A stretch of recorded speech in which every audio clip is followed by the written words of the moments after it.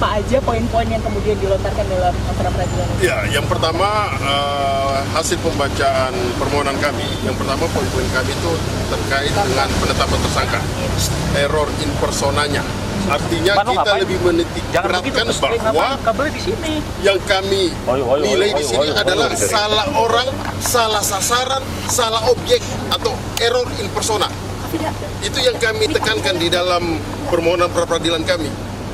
Ya, jadi semoga juga pihak termohon mampu untuk menjawab apa yang menjadi gugatan atau permohonan kami. Tinggal kita tunggu besok seperti apa jawaban mereka. Tapi yang kami tekankan adalah penetapan tersangka itu tidak sah dengan dasar, adalah orang yang salah. Kemudian kami menilai juga di dalam permohonan kami dua alat bukti yang tidak dimiliki oleh termohon. Makanya dalam persidangan ini kami akan tekankan apakah kalau mereka memiliki dua alat bukti, kita uji alat buktinya apakah sah atau tidak. Kira-kira seperti itu. Artinya dua alat bukti itu bisa saja dibawa dalam sidang pra peradilan ini? Bisa saja, memang harus mereka tunjukkan. Harus mereka tunjukkan. Dalam pokok perkara, tidak masuk dalam pokok perkara karena pra peradilan ini pada prinsipnya adalah pemeriksaan formil. Ya kan? Kita tetap merujuk kepada pasal 184 KUHP.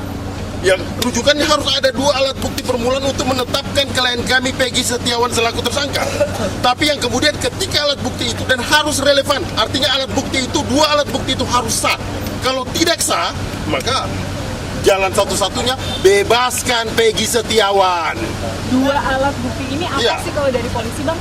Ya, kita belum tahu apa yang mereka mau menghadirkan. Tapi yang kami tangkap begini, dari agenda persidangan tadi, pihak kami sudah ditanyakan selaku pemohon, kemudian pihak kepolisian juga sudah ditanyakan dan kami menangkap jawaban dari mereka. Saksi tidak ada, ya kan? Saksi tidak ada, mereka hanya mengajukan satu ahli. Makanya nanti kita lihat, kemudian bukti apa lagi? Kalau seandainya ada bukti yang relevan, ayolah. Kalau seandainya saksi tidak ada, maka rasa-rasanya logika hukum saya menekankan kira-kira nggak ada saksi dalam perkara ini yang dimiliki oleh pihak termohon.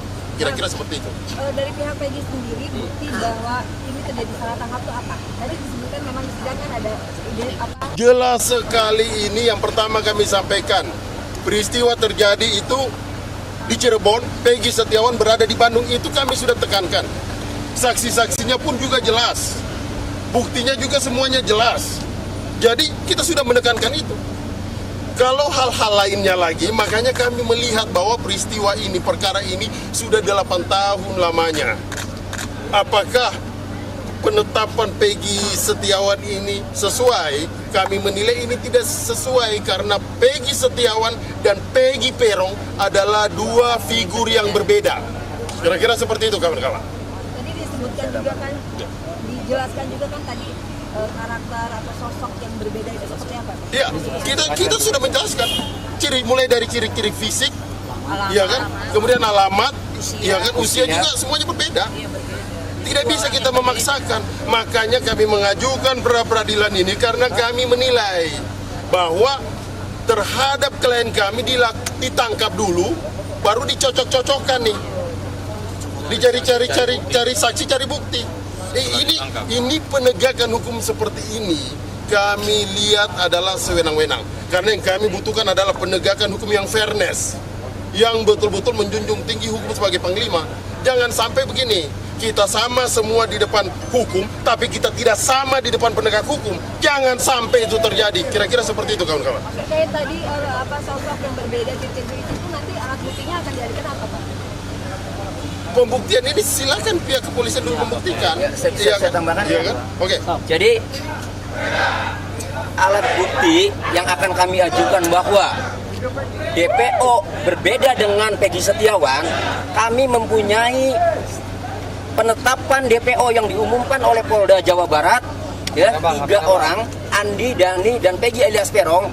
Itu sudah jelas kami akan jadikan bukti, ya, bahwa DPO-nya itu adalah Peggy alias Peron, khususnya dengan ciri-ciri rambutnya keriting, kulitnya tinggi 160, tinggalnya di Banjarwangunan. Nah, yang ditangkap ini rambutnya tidak keriting, Peggy Setiawan ini lurus. Alamatnya di Kepongpongan, ya, bukan di Banjarwangunan. Ya. Kemudian umurnya juga dalam DPO itu 30 tahun 2024 dan Peggy Setiawan ini ya baru saja 28 tahun. Pada saat ditangkap itu 27 tahun. Oke. Nah, kami jelaskan secara keseluruhan permohonan pra peradilan kami ada 35 halaman. Pada poinnya mempersoalkan pertama ya, karena setiap kompresi pers Polda Jawa Barat selalu mengatakan bahwa penangkapan Peggy Setiawan dasarnya adalah DPO, dasarnya adalah putusan pengadilan yang sudah inkrah, ya, maka ya, kami menyampaikan dalam permohonan pra peradilan ini pertama, ya, penangkapan, ya, tadi ada penangkapan. Penangkapan itu, ya, seharusnya seseorang harus ditetapkan sebagai tersangka terlebih dahulu. Nyatanya Peggy Setiawan, ya, ditangkap statusnya belum tersangka. Ditangkap 21 Mei, ya, pukul 10 pagi dan kemudian ditetapkan sebagai tersangka 21 Mei juga, ya, tetapi sudah setelah ditangkap. Artinya, ya, pada saat ditangkap seharusnya sudah menjadi tersangka dan sudah ada 2 alat bukti permulaan yang cukup sehingga menetapkan Peggy Setiawan sebagai tersangka. Nyatanya ini ditangkap dulu, ya, kemudian ditetapkan tersangka. Seharusnya tersangka dulu. Tidak ada dari 2017, dari 2016 sampai viralnya film Pina, tidak ada yang namanya penetapan tersangka, tidak ada yang namanya pemanggilan. Kemudian yang kedua, ya, kecuali tertangkap tangan. Kalau tertangkap tangan boleh. Ini tidak tertangkap tangan sejak kejadian terdahulu juga, ya.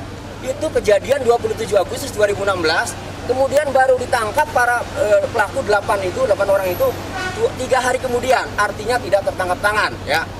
Jadi pertama mempersoalkan penangkapan, ya. Kedua, ya, mempersoalkan penetapan tersangka.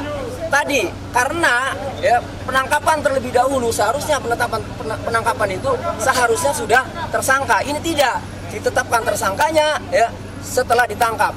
Nah, penetapan tersangka juga ini harus ada 2 alat bukti, ya. Sementara tadi sudah disampaikan alat bukti itu setelah ditetapkan tersangka masih dicari-cari. Kami merasakan sebagai penasihat hukum ketika mendampingi, ya, saksi-saksi terakhir, ya, di Polresta Cirebon memeriksa Dede Kurniawan saja masih mencari motif, masih mencari alat bukti yang tadinya, ya, dicari geng motor afiliasi sampai di Cirebon, ya, di Polres itu dicari Jakmania garis keras. Itu artinya kami yakin bahwa dalam menetapkan tersangka ini tidak mempunyai alat bukti. Itu poinnya. Jadi 1 penangkapan, 2 penetapan tersangka. Gitu.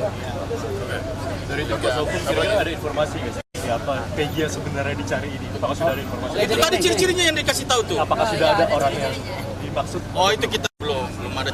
Enggak, sekarang begini. Kami hadir di sini semata-mata kita harus garis bawahi nih, ya. Kita harus garis bawahi bahwa Peggy Setiawan itu bukanlah Peggy Peron. Jadi apapun perbuatan Peggy Peron, bagaimana kami tidak ada kaitan itu. Yang kami ingin buktikan, silakan cari sendiri. Yang kami ingin buktikan, yang kami ingin bela di sini adalah orang yang atas nama Peggy Setiawan tidak bersalah, tidak tahu menahu, kemudian ditarik, dimintai pertanggungjawab dalam perkara ini. Kira-kira seperti itu. Kalau kesamaan nama juga tidak sama. Apakah sama Peggy Setiawan dengan Peggy Peron? Kan ini 2 hal berbeda. Kemudian yang paling penting begini. 2016 dilakukan penggeledahan, bahkan penyitaan 2 unit kendaraan bermotor yang motor itu motor rusak. Rusaknya apa? Rusaknya turun mesin. Motor Suzuki Smash itu rusak, motor turun mesin, tapi tetap dibawa. Kemudian perkara ini senyap. Kalau saja Peggy Setiawan dari 2016 akan dilakukan penangkapan, kira-kira sudah dilakukan penangkapan bukan di 2024 ini. Pertanyaannya kenapa didiamkan? Dan penyitaan barang bukti juga itu harus disertai dengan surat penyitaan barang bukti. Tapi pada saat penyitaan barang bukti itu tidak ada surat penetapan barang bukti atau surat penyitaan barang bukti dan tidak seizin pengadilan negeri. Penangkapannya juga kan nggak ada suratnya juga apa gimana? Iya betul, tidak ada. Lebih kami tekankan bahwa lebih kepada 2016 pada saat dilakukan penyitaan 2 unit motor rusak turun mesin itu sama sekali tidak diberikan surat apa-apa. Tapi yang kemudian motor itu tetap dibawa. Sampai hari ini tidak ada bukti suratnya bahwa kepolisian melakukan penyitaan terhadap 2 motor tersebut. Pertanyaan kami, di mana kira-kira bukti itu sekarang? Di mana bukti itu sekarang? Karena bukti tersebut juga tidak dimasukkan di dalam 8 terpidana ini sebagai alat bukti, nggak masuk itu juga. Makanya kita menjadi pertanyaan kami, kira-kira penyidik apain sih terhadap motor itu? Diapain? Kita tunggu besok jawabannya. Kita tunggu besok jawabannya karena persoalan 2 unit motor yang dilakukan penyitaan ini kami juga sudah mengajukan dalam permohonan kami. Kira-kira seperti itu. Terus gini. Ya, ini Pak, ini satu lagi. Ini simpel saja sebetulnya. Ya. Kenapa kita tim kuasa hukum PEGI menitik beratkan kepada error in persona? Pertanyaannya adalah, apakah Polda Jabar menghormati putusan hakim tahun 2017? Tidak. Kalau mereka menghormati, tangkap Peggy Peron, bukan Peggy Setiawan. Nah, itu pertama. Ya. Karena dari ciri-ciri yang disampaikan oleh rekan kami jauh berbeda. Ya, saya nggak usah kupas lagi karena sudah dikupas banyak ya. Siapakah Peggy Peron, siapa Peggy Setiawan. Yang pertama. Kemudian yang kedua, terakhir Kompolnas menyampaikan penyidik sudah mengantongi nama 5 Peggy Setiawan. Ya, saya minta kepada Polda Jabar, kalau memang ada 5 Peggy Setiawan di kantong penyidik, ya, yang 4 panggil tuh, ya, yang 4 panggil, mintai keterangan, bila perlu perlakukan seperti klien kami Peggy Setiawan, ya, tangkap tahan, atau kalau mereka nggak berani itu lakukan klien kami seperti mereka, keluarkan, bebaskan, simpel kan? Setuju. Oke, jadi pada intinya karena kok kesimpulan permohonan kami ini adalah error in persona, salah orang, maka menurut KUHAP ketika ya Peggy Setiawan ini bukanlah Peggy alias Peron sebagaimana putusan pengadilan dan sebagaimana penetapan DPO, maka Peggy Setiawan adalah orang yang dicurigai. Seharusnya kalau orang yang dicurigai tidak langsung ditangkap. Lakukan pemanggilan dulu, lakukan pemeriksaan dulu sampai ditemukan 2 alat bukti bahwa pelaku pembunuhan dan atau pemerkosaan itu mengarah ke Peggy Setiawan. Baru itu saya acungi jempol kalau penyidik seperti itu. Tetapi nyatanya ya hanya menurut penyidik bahwa Peggy Setiawan itu adalah Peggy alias Peron, sementara ya dari ciri-cirinya berbeda, dia melanggar prosedur ya. Ada peraturan Kabareskrim ya, ada putusan Mahkamah Konstitusi. Fatal. Yang paling penting sebelum ditetapkan sebagai tersangka harus diperiksa dulu sebagai saksi. Nyatanya ini langsung ditangkap kemudian ditetapkan sebagai tersangka. Itu jadi error in persona, tetapi tidak dilakukan pemanggilan dulu, tidak dilakukan pemeriksaan dulu sebagai saksi, langsung ditetapkan sebagai tersangka. Ditangkap kemudian ditetapkan sebagai tersangka.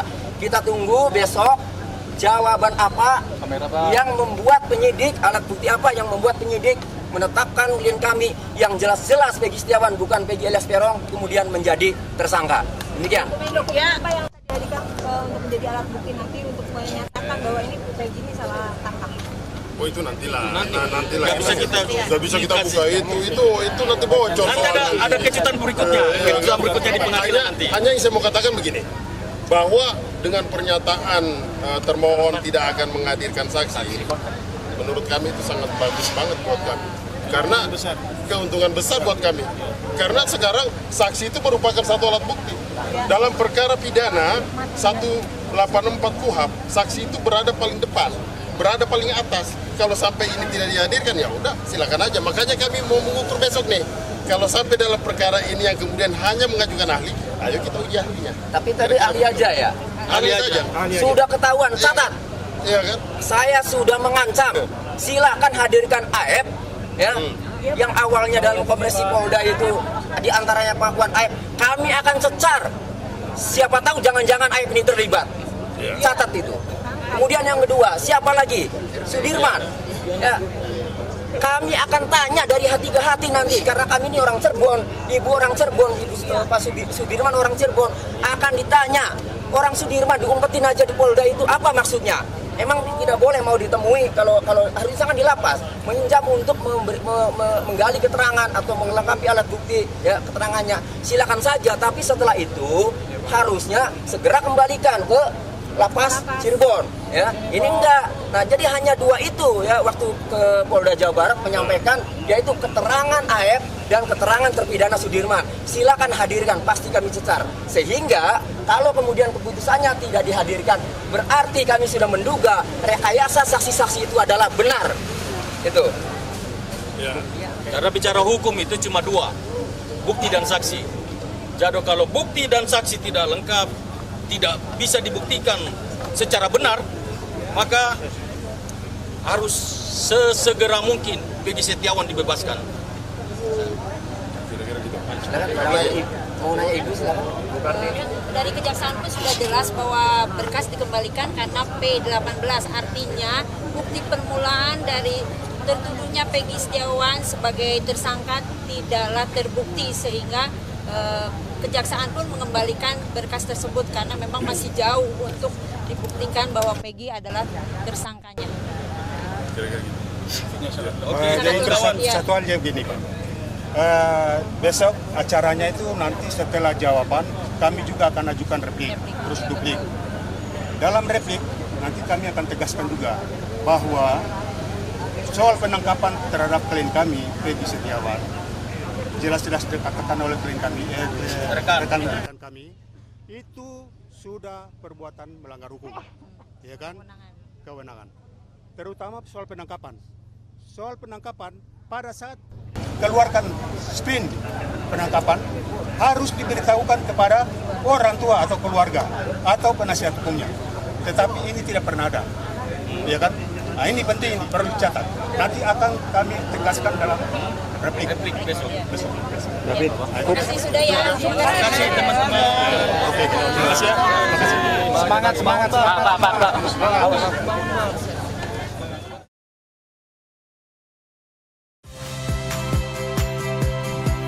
Saya Cynthia Rompas. Saksikan program-program Kompas TV melalui siaran digital, pay TV, dan media streaming lainnya. Kompas TV, independen, terpercaya.